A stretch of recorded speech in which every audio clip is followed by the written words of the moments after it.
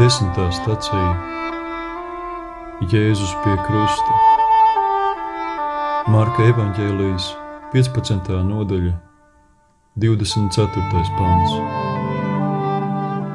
Un tie sita viņu krustā un sadalīja viņa drēbes, mesdami par tām kauliņus, kas ko dabūs.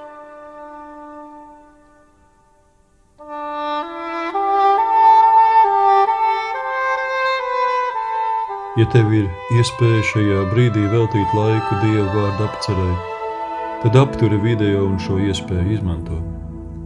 Lūdzu Svēto garu, lai viņš tev vada, un atgriezies pie kāda dzirdētā evaņģēlija frāzes vai vārda un vēro, kā tas tevi atbalsojas.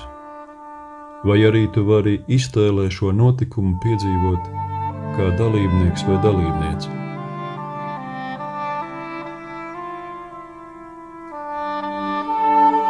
Jēzum novilka drēbes.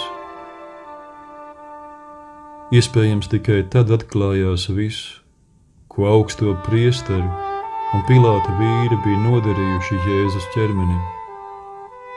Tas bija izkropļots un apkaunots. Viņa ķermenis atklāja sāpes par cilvēka ķermeni kopumā. Tas šodien tik dažādi tiek nonievāts.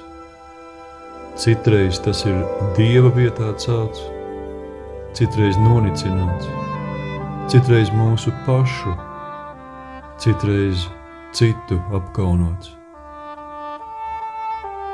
Gan Jēzus iemiesošanās, gan tas, ka šajā izšķirošajā notikumā ir iesaistīts Jēzus ķermenis, mums aicina novērtēt mūsu ķermeņa vērtību un nozīmi. Tas Dievam ir kaut kas ļoti būtisks. Mūsu ķermenis nav kaut kas negarīgs. Tas nav domāts tikai ēšanai vai strādāšanai, bet ir būtisks instruments mūsu attiecībās ar Dievu. Ja tas ir kaut kā apkaunots, tad tam tā nav jābūt. Jēzus pie krusta nomira kails. Jūdu kultūrā kailums bija īpaši apkaunojoša lieta.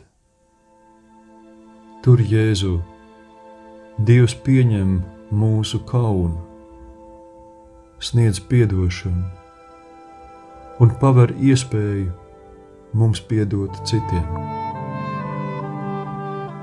Apostols Jānis vēlāk raksta: ja atzīstamies savos grēkos, tad viņš ir uzticams un taisns, un mums piedod grēkus un šķīstī mūs, proti mazgā, atjauno, dara tīrus no visas netaisnības un kauna.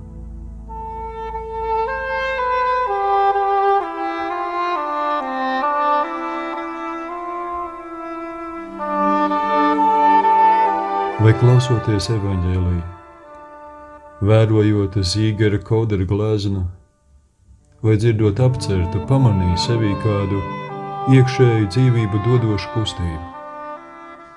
Ja jā, tad atgriezies pie tās un uzkavējies. Pastāsti par to Dievam un ļauj viņam runāt uz tevi. Ja vēlies, noslēdz sakot mūsu Tēvs lūgšanu.